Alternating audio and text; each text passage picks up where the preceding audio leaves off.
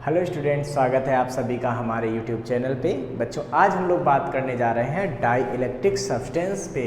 और यहाँ हम बात करेंगे कि डाई इलेक्ट्रिक सब्सटेंस क्या होते हैं, कितने टाइप के होते हैं, और इनको अगर किसी एक्सटर्नल इलेक्ट्रिक फील्ड में रख देते हैं इन डाई इलेक्ट्रिक सब्सटेंस को तो उस पर ये क्या फ़र्क डालते हैं। जब इनको हम किसी कैपेसिटर की प्लेट्स के बीच रख देते हैं तो उसकी कैपेसिटी पे ये क्या फ़र्क डालते हैं, उसकी कैपेसिटी को बढ़ा देते हैं या घटा देते हैं, और क्या क्या होता है, ये सारी बातें आज हम अपने इस वीडियो में करने वाले हैं। तो बच्चों, अब हम बात करते हैं यहाँ पे कि डाई इलेक्ट्रिक सब्सटेंस है क्या।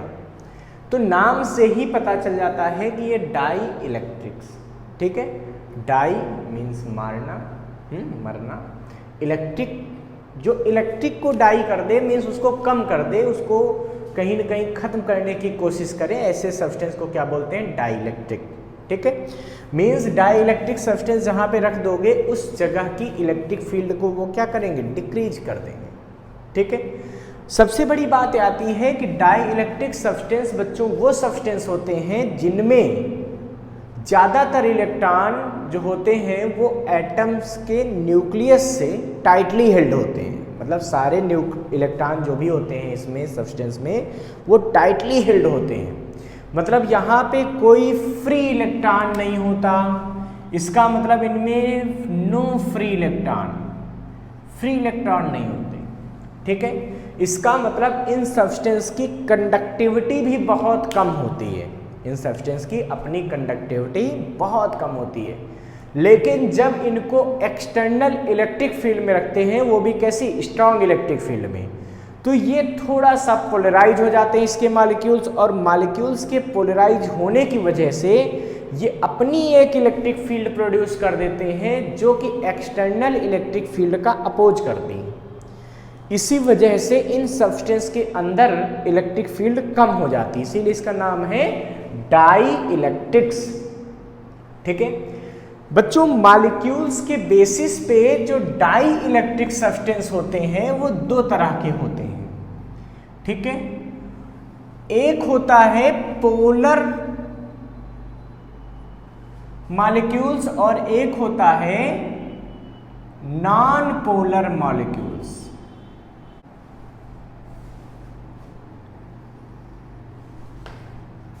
पोलर डाइलेक्ट्रिक मॉलिक्यूल्स कौन से होते हैं, ऐसे मॉलिक्यूल्स जिनके पॉजिटिव और निगेटिव सेंटर अलग अलग होते हैं। फॉर एग्जांपल जैसे HCl, तो होता क्या है बच्चों कि Cl की इलेक्ट्रॉन नेगेटिविटी ज़्यादा स्ट्रांग होती है, जिससे कि जो शेयरिंग इलेक्ट्रॉन है वो Cl की तरफ थोड़ा सा शिफ्ट हो जाते हैं, जिससे कि Cl पे एक निगेटिव चार्ज आ जाता है और हाइड्रोजन पर एक पॉजिटिव चार्ज, पार्शली निगेटिव हो गया और ये एंड पार्शली पॉजिटिव हो गया। इस वजह से जो HCl है, ठीक है, ये like a polar dielectric molecule behave करता है। अच्छा, अब आपको पता है जब एक तरफ निगेटिव चार्ज हो और एक तरफ पॉजिटिव चार्ज हो तो ये क्या बन जाता है, ये बन जाता है इलेक्ट्रिक डायपोल। इसका मतलब हम कह सकते हैं कि हर पोलर डाई इलेक्ट्रिक मॉलिक्यूल एक डायपोल की तरह बिहेव करता है, एक छोटे से डायपोल की तरह बिहेव करता है। यानी कि हर मॉलिक्यूल का अपना एक डायपोल मूवमेंट होता है, और वो डायपोल मूवमेंट कहाँ होगा, वो होगा माइनस से प्लस की तरफ। मतलब यहाँ पे भी एक डायपोल मूवमेंट होगा P, ठीक है। क्योंकि याद है ना, इलेक्ट्रिक डायपोल मूवमेंट क्या होता था कि अगर दो चार्ज इक्वल और अपोजिट 12 डिस्टेंस पर हैं तो इलेक्ट्रिक डायपोल मूवमेंट होता था Q इंटू 12, और इसकी डायरेक्शन किधर होती थी, तो डायरेक्शन होती थी from minus to plus, from negative to positive charge, ठीक है। इस वजह से हम कह सकते हैं कि जितने भी पोलर डाइलेक्ट्रिक मॉलिक्यूल्स हैं सबका अपना एक डायपोल मूवमेंट होता है, ठीक है। क्यों, क्योंकि पॉजिटिव निगेटिव सेंटर अलग अलग होते हैं। बच्चों, कुछ ट्रायंगुलर शेप के मॉलिक्यूल भी जो होते हैं वो भी पोलर डाइलेक्ट्रिक मॉलिक्यूल की तरह बिहेव करते हैं। क्यों, क्योंकि उनका भी अपना एक नेट इलेक्ट्रिक डायपोल मूवमेंट हो जाता है। जैसे मैं बात करता हूं H2O, ठीक है। अब है क्या, H2O में H भी as a positive centre behave करता है, ये भी पॉजिटिव और ये निगेटिव शेयरिंग इलेक्ट्रॉनों को अपने पास लेता है। क्यों? क्योंकि इसकी इलेक्ट्रोनिगेटिविटी ज़्यादा है। इसका मतलब होता है कि माइनस से प्लस की तरफ एक इलेक्ट्रिक डायपोल मोमेंट यहाँ होगा P, एक इलेक्ट्रिक डायपोल मोमेंट इधर होगा P। इन दोनों का नेट डायपोल मोमेंट इधर हो जाएगा, ये हो जाएगा P नेट। तो हम कह सकते हैं कि जितने भी इस टाइप के मॉलिक्यूल्स हैं ट्रायंगुलर शेप में, जैसे NH3 हो गया, उसमें भी अपना एक नेट डायपोल मोमेंट होता है, ठीक है। तो ये सब पोलर डाइलेक्ट्रिक मॉलिक्यूल्स हो गए, जिनके हर मॉलिक्यूल का अपना एक डायपोल मोमेंट होता है। लेकिन पूरे सब्सटेंस का डायपोल मोमेंट 0 रहता है। क्यों? हर एटम का तो है, लेकिन अगर हम सब्सटेंस की बात करेंगे तो ये कोई सब्सटेंस है मान लीजिए, ठीक है। तो इस सब्सटेंस में होता क्या है कि सारे जो मॉलिक्यूल्स हैं उनके डाई इलेक्ट्रिक मूवमेंट इधर उधर रैंडमली डिस्ट्रीब्यूट हो जाते हैं, जिसकी वजह से ये जो है एक दूसरे को कैंसिल करने लगते हैं और नेट डायपोल मूवमेंट 0 हो जाता है, कुछ ऐसे होगा। तो इन सबका नेट डायपोल मूवमेंट क्या होगा? 0। इसका मतलब डाई इलेक्ट्रिक जो सब्सटेंस होते हैं, जो जिनमें पोलर डाइलेक्ट्रिक मॉलिक्यूल्स होते हैं, उनमें हर मॉलिक्यूल्स का अपना एक डायपोल मोमेंट होता है, बट पूरे सब्सटेंस का डायपोल मोमेंट क्या रहता है? 0 रहता है। क्यों? क्योंकि हर मॉलिक्यूल का डायपोल मोमेंट रैंडमली डिस्ट्रीब्यूट होकर एक दूसरे को सब कैंसिल कर देते हैं, ठीक है। अब दूसरी तरफ हम बात करते हैं नॉन पोलर डाइलेक्ट्रिक मॉलिक्यूल्स कौन से होते हैं। तो ऐसे मॉलिक्यूल्स जिनके पॉजिटिव और निगेटिव सेंटर एक दूसरे से कोइंसाइड कर जाते हैं, ऐसे मॉलिक्यूल्स को बोलते हैं नॉन पोलर डाइलेक्ट्रिक मॉलिक्यूल्स। जैसे हम बात करें H2, तो H2 में क्या होगा भाई? H और H, ये क्या है? ये दोनों एटम ही इक्वल इलेक्ट्रोनिगेटिविटी है, तो इनके शेयरिंग इलेक्ट्रॉन बीच में ही होते हैं, मतलब इसमें पॉजिटिव और निगेटिव सेंटर कोइंसाइड होता है, तो इनका नेट डायपोल मोमेंट क्या होता है? 0 हो जाता है। इसी तरीके से H2 हो सकता है, N2 हो सकता है, ठीक है। और इस तरह के जितने भी ये सब्सटेंस होते हैं, चाहे N2 हो, इन सबका जो है नेट डायपोल मोमेंट क्या होता है? 0 होता है, मतलब वो नॉन पोलर डाइलेक्ट्रिक मॉलिक्यूल्स होते हैं। कुछ ऐसे भी सब्सटेंस हैं जो नॉन पोलर डाइलेक्ट्रिक मॉलिक्यूल्स होते हैं, ठीक है, जिनका नेट मूवमेंट 0 होता है। जैसे हम बात कर सकते हैं CO2, ठीक है। इसमें oxygen as a negative behave करता है और कार्बन पे दोनों तरफ से पार्शियली पॉजिटिव चार्ज आ जाता है। बट होता क्या है बच्चों कि एक इलेक्ट्रिक डायपोल मोमेंट इधर बनता है माइनस से प्लस की तरफ, एक इलेक्ट्रिक डायपोल मोमेंट इधर से बनता है माइनस से प्लस की तरफ, और net electric dipole moment CO2 का क्या हो जाता है? 0 हो जाता है। तो CO2 भी एक तरह का नॉन पोलर डाइलेक्ट्रिक है। क्यों? क्योंकि जितना इधर से P उतना इधर से P, तो P नेट कितना हो गया? 0। इसका मतलब हम कह सकते हैं कि जो नॉन पोलर डाइलेक्ट्रिक मॉलिक्यूल्स हैं, उनके हर मॉलिक्यूल का नेट इलेक्ट्रिक डायपोल मोमेंट 0 होता है। कुछ में पॉजिटिव निगेटिव सेंटर कोइंसाइड कर जाते हैं, और जो लीनियर मॉलिक्यूल भी होते हैं उनके इलेक्ट्रिक डायपोल मोमेंट एक दूसरे को कैंसिल कर देते हैं। इसका मतलब अगर इसके सब्सटेंस को बनाना हो तो कुछ इस तरह से बनाया जा सकता है।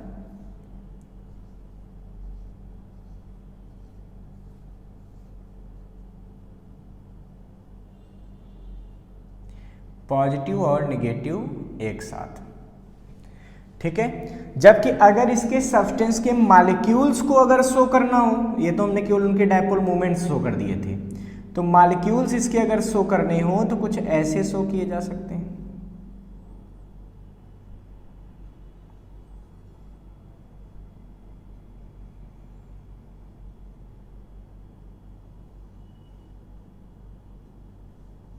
कुछ ऐसे,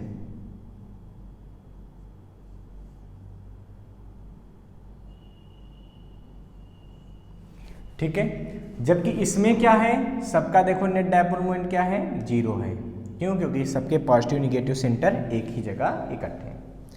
अब बच्चों है क्या, अगर एक्सटर्नल इलेक्ट्रिक फील्ड लगा दी जाए, ठीक है, मान लो पोलर डाई इलेक्ट्रिक सब्सटेंस पे हम एक एक्सटर्नल इलेक्ट्रिक फील्ड लगा देते हैं, ये इलेक्ट्रिक फील्ड हमने इस पे अप्लाई कर दी, ठीक है।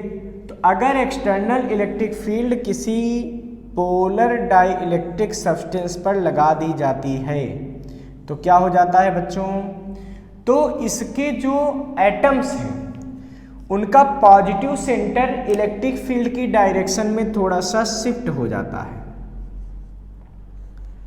मतलब कुछ इस तरीके से अरेंजमेंट बन जाता है, ये पॉजिटिव सब आ जाता है इलेक्ट्रिक फील्ड की डायरेक्शन में ऐसे, और निगेटिव वाला एंड इलेक्ट्रिक फील्ड के अपोजिट में यहाँ पे इकट्ठे हो जाते हैं, जिससे कि ये एंड कुछ पॉजिटिव की तरह बिहेव करता है, ये एंड थोड़ा सा निगेटिव की तरह बिहेव करता है।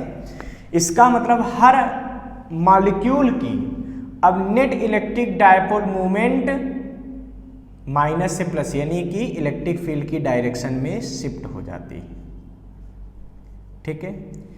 और इस पॉजिटिव और निगेटिव इंड्यूस्ड चार्ज की वजह से इस सब्सटेंस पर एक इलेक्ट्रिक फील्ड पैदा हो जाती है, इलेक्ट्रिक फील्ड जनरेट हो जाती है, जो कि क्या होती है, प्लस से माइनस। देखो इधर तो देखिए इंटरनल इलेक्ट्रिक फील्ड इधर जनरेट होती है, बाहर की इलेक्ट्रिक फील्ड इधर थी, इसीलिए इस सब्सटेंस के अंदर की जो नेट इलेक्ट्रिक फील्ड है वो हो जाती है E माइनस EI। यही मैं बोल रहा था शुरुआत में कि जो डाई इलेक्ट्रिक सब्सटेंस होते हैं उनको जब एक्सटर्नल इलेक्ट्रिक फील्ड में रखते हैं तो उनके अंदर की इलेक्ट्रिक फील्ड थोड़ा सा डिक्रीज हो जाती है। क्यों? क्योंकि उनके मॉलिक्यूल्स पोलराइज हो जाते हैं, इसको बोलते हैं पोलराइजेशन ऑफ मॉलिक्यूल्स। मतलब जब कहीं पर दो अलग अलग एंड बन जाते हैं हर जगह तो वो क्या होता है, पोलराइजेशन हो जाता है। प्लस माइनस सब एक ही तरफ हो गए, देखो सारे माइनस इधर सारे प्लस इधर, तो ये पोलराइजेशन हो गया। और इस पोलराइजेशन की वजह से इन सब्सटेंस के अंदर एक इलेक्ट्रिक फील्ड प्रोड्यूस होती है जो कि एक्सटर्नल इलेक्ट्रिक फील्ड का अपोज करती है। यही काम non polar dielectric molecules में भी होता है। अगर इन सब्सटेंस को भी एक्सटर्नल इलेक्ट्रिक फील्ड में रख दिया जाता है तो इसके जो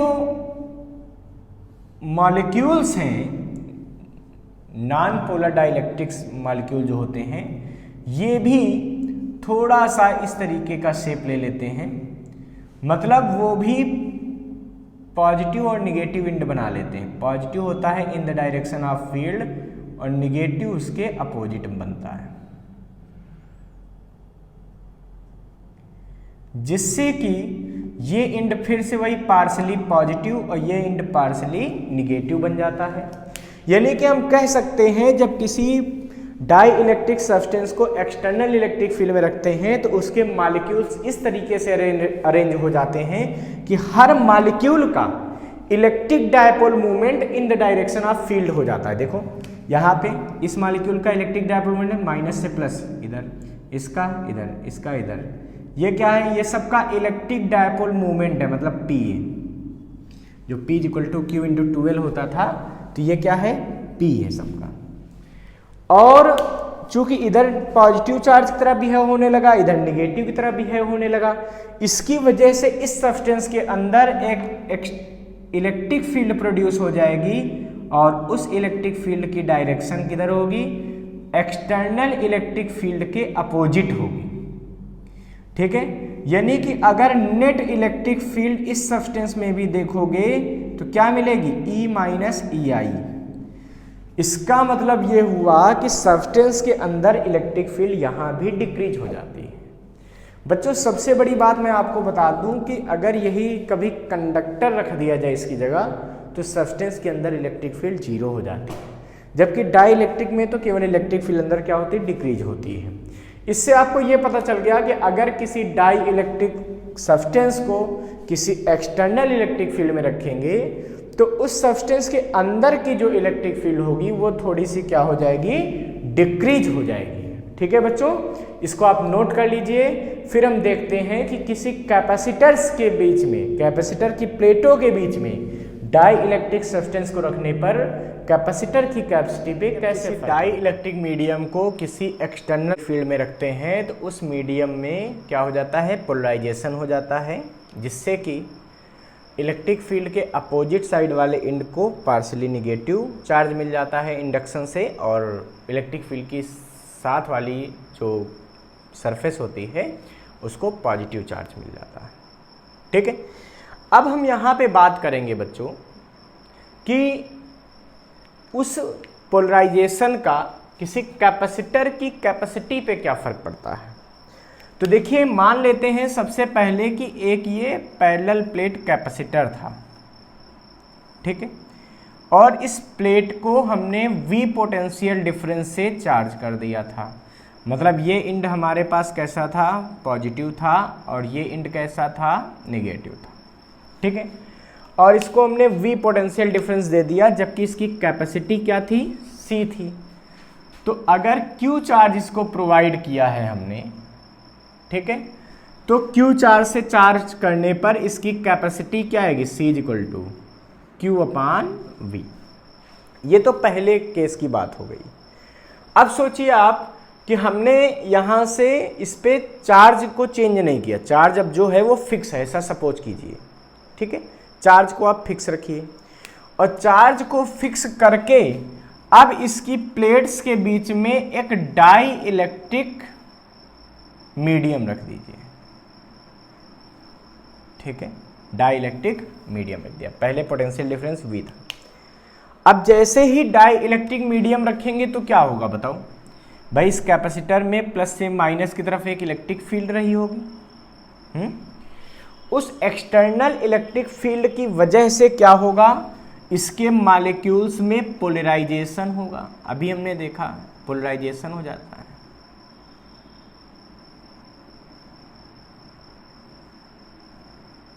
ठीक है, ये पोलराइजेशन हो गया, और हमको पता है इलेक्ट्रिक फील्ड की साइड वाला ये पॉजिटिव एंड हो गए।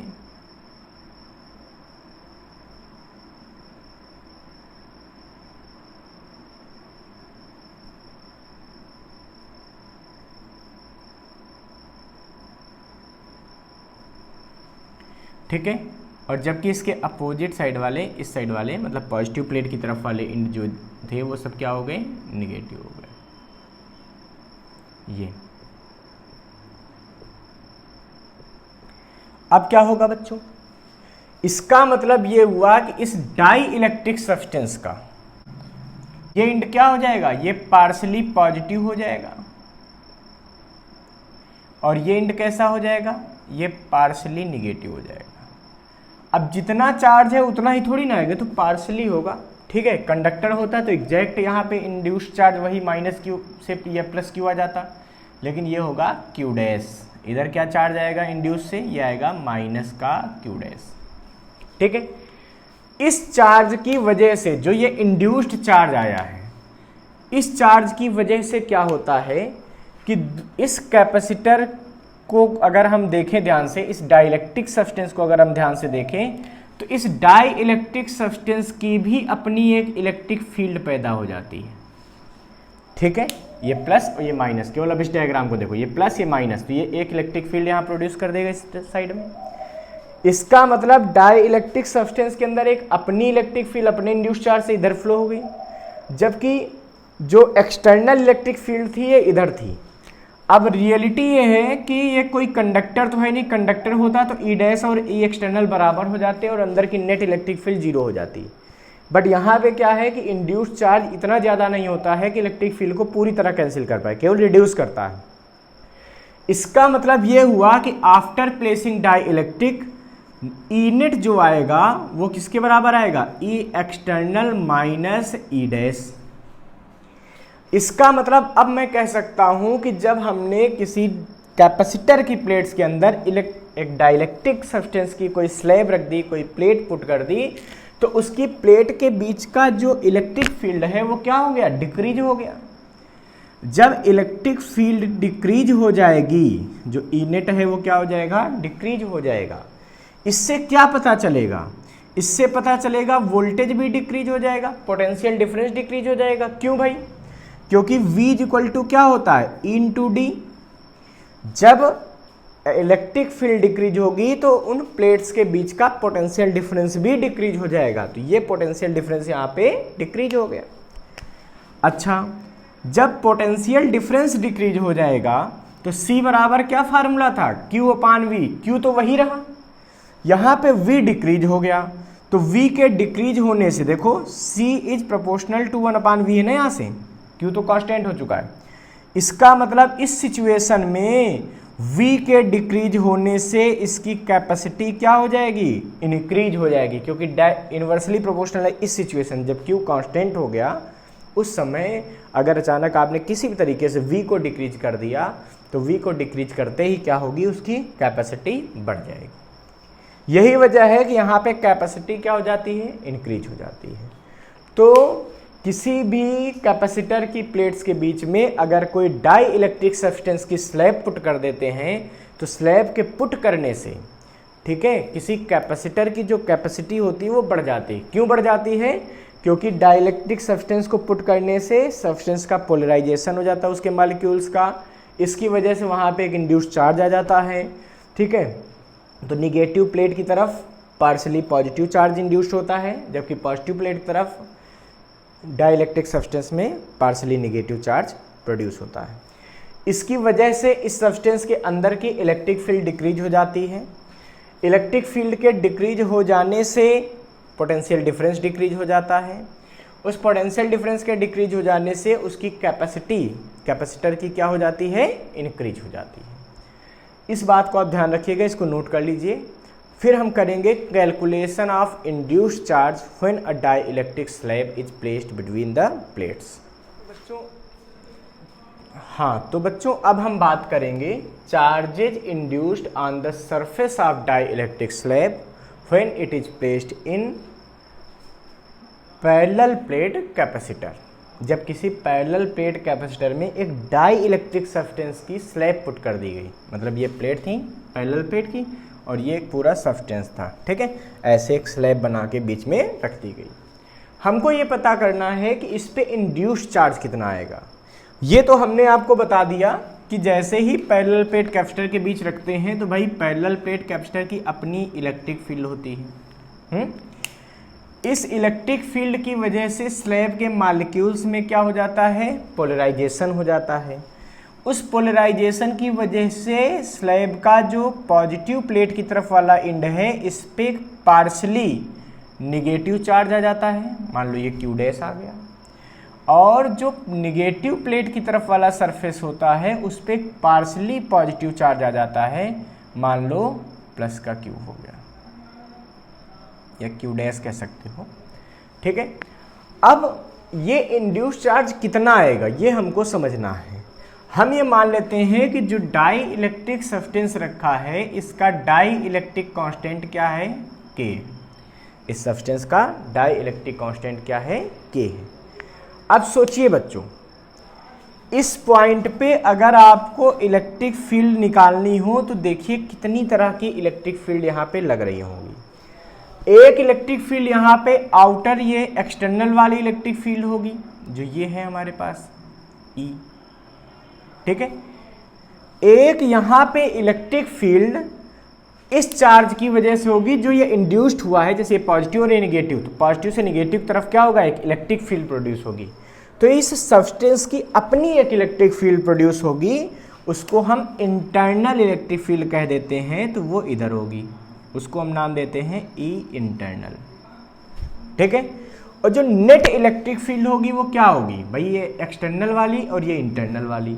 अब चूंकि ये कंडक्टर तो है नहीं, कंडक्टर में ये दोनों इलेक्ट्रिक फील्ड बराबर हो जाते हैं जिससे कि अंदर का नेट इलेक्ट्रिक फील्ड जीरो हो जाता है।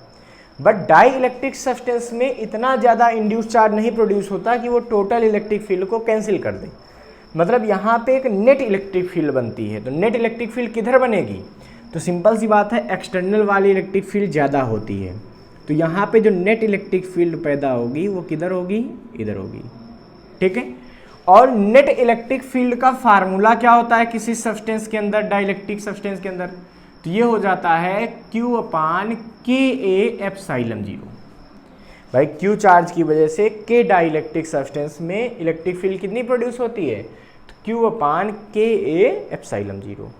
ये तो सब्सटेंस के अंदर की नेट इलेक्ट्रिक फील्ड आ गई। अब सोचिए ये एक्सटर्नल इलेक्ट्रिक फील्ड एयर में कितनी थी, जो कि यहाँ पे लगी होगी, तो एयर में जो इलेक्ट्रिक फील्ड थी E, इसकी वैल्यू आ जाएगी, ये electric field due to plates of capacitor, ये होगी E equal to Q upon A epsilon zero. भाई सिग्मा अपान एप्सिलॉन जीरो होता है, नेट इलेक्ट्रिक फील्ड कैपेसिटर की प्लेटों के बीच क्या होता है, सिग्मा अपान एप्सिलॉन जीरो, और आपको होता है ना sigma is the surface charge density and it's value is Q upon ए। ठीक है, अगर प्लेट्स का एरिया ए है तो E इसीलिए आ जाता है Q अपान ए और एप्सिलॉन जीरो।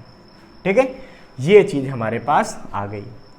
अब सोचिए electric field due to substance कितनी होगी, यहां पे लिखेंगे electric field due to induced charge at slab. तो इंड्यूस्ड चार्ज की वजह से इलेक्ट्रिक फील्ड कितनी होगी, ये सोचिए E इंटरनल कितनी होगी, तो E इंटरनल बराबर यहां से आ जाएगी, देखो यहां भी Q डैश चार्ज इंड्यूस हुआ, ये भी दो पैरेलल प्लेट की तरह बिहेव कर रहे हैं, तो दो पैरेलल प्लेट हो गई, एक पॉजिटिव और एक नेगेटिव, तो इस इलेक्ट्रिक फील्ड की वैल्यू कितनी होगी, तो होगी Q अपान ए एप्सिलॉन जीरो, इसका भी हो जाएगा, लेकिन यहाँ इंड्यूस चार्ज कितना है, Q डैश है, इसका मतलब ये वाली इलेक्ट्रिक फील्ड हो जाएगी Q डैश अपान ए एप्सिलॉन जीरो। इसका मतलब ये हुआ कि सो ई नेट, मतलब नेट इलेक्ट्रिक फील्ड कितनी होगी सब्सटेंस के अंदर, या लिख दें यहाँ पे नेट इलेक्ट्रिक फील्ड इंटेंसिटी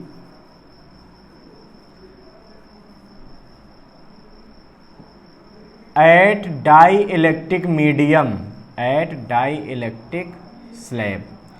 तो नेट कितनी होगी सोचिए, तो ई नेट बराबर फार्मूला हो जाएगा E माइनस ई इंटरनल। क्यों, क्योंकि ये एक्सटर्नल वाली के अपोजिट में है, देखिए यहाँ पे, तब यही आया। जब दो वेक्टर एक दूसरे के साथ 180 डिग्री पे होते हैं, जैसे यहाँ पे ये किधर है किधर, तो इनका रिजल्टेंट इनको सब्ट्रैक्ट करके आता, वही किया गया। वैल्यू पुट कर देंगे तो क्या आएगा यहाँ पे सोचो, तो ये आ जाएगा E net is equal to E net की वैल्यू पुट कर दो, ई नेट की वैल्यू है Q अपान के A epsilon zero, Q upon A epsilon zero minus Q dash upon A epsilon zero. बच्चों ए एप्सिलॉन जीरो से divide कर दो, Q डैश को इधर ले और Q को उधर ले जाओ, Q बाई के यहाँ बचेगा, इसको उधर ले जाओ, तो क्या बचेगा Q डैश बराबर Q माइनस Q बाई के। ठीक है, या फिर हम कह सकते हैं कि जो इंड्यूस्ड चार्ज होगा वो किसके बराबर होगा, Q1 माइनस 1 अपान के। यहाँ से पता चल रहा है कि डाई इलेक्ट्रिक सब्सटेंस की वैल्यू जैसे जैसे बढ़ती जाएगी, ये जो फार्मूला है इसमें देखो K जैसे से बढ़ेगा तो ये वैल्यू घटेगी, तो निगेटिव में जब वैल्यू घटती है तो टोटल आंसर क्या होता है, बढ़ता है, तो टोटल आंसर इसका बढ़ेगा, मतलब Q डैश की वैल्यू बढ़ेगी। ठीक है, इसको आप पहले नोट कर लीजिए, हटा दें इसको। अब देखिए बच्चों इंड्यूस्ड चार्ज में अगर आप देखें, ठीक है, तो इंड्यूस्ड चार्ज का फार्मूला क्या आया है, Q डैश बराबर, यह आया है Q1 माइनस 1 अपान के। ठीक है, तो इसका मतलब ये हुआ, यहाँ से दिख रहा है कि इफ़ K इज इंक्रीजिंग, अगर K बढ़ेगा मतलब डाइलेक्ट्रिक कांस्टेंट का की वैल्यू इंक्रीज हो जाए, तो इस सिचुएशन में Q डैश क्या होगा, ये भी इंक्रीज कर जाएगा। क्यों, क्योंकि इस K के बढ़ने से ये वैल्यू पूरी डिक्रीज होगी और माइनस छोटी चीज़ होगी, भाई ये 1 में कम माइनस होगा तो ये आंसर क्या होगा, थोड़ा बड़ा हो जाएगा, और बड़ी चीज़ से मल्टीप्लाई होगा तो ये टोटल आंसर बड़ा होगा। इसका मतलब ये हुआ कि अगर K इंक्रीज हो रहा है तो Q डैश भी इंक्रीज होगा। ठीक है। तो फॉर कंडक्टर्स, अगर आप कंडक्टर में बात करें, फॉर कंडक्टर्स के बराबर कितना हो जाता है, इन्फिनिटी। तो कंडक्टर्स के लिए के इन्फिनिटी हो जाएगा, इसका मतलब क्यू डैश बराबर अब क्या बनेगा, क्यू 1 माइनस 1 अपान इन्फिनिटी, तो हो जाएगा 0। तो क्यू डैश बराबर आ जाएगा यहाँ से क्यू, भाई ये 0 हो जाएगा, तो ये 1 से मल्टीप्लाई हुआ तो क्यू बचेगा। इसका मतलब ये हुआ कि अगर डाइलेक्ट्रिक सब्सटेंस की जगह कोई कंडक्टर यहाँ पे रख दें तो इंड्यूस चार्ज यहाँ पे कितना आएगा, जितना यहाँ पे चार्ज है प्लेट्स पे। ठीक है, ये बात क्लियर हो गई, इसको आप नोट कर लीजिए। बच्चों हमारे चैनल के साथ जुड़े रहिए, लगातार इसको लाइक, सब्सक्राइब और शेयर करते रहिए। Thank you.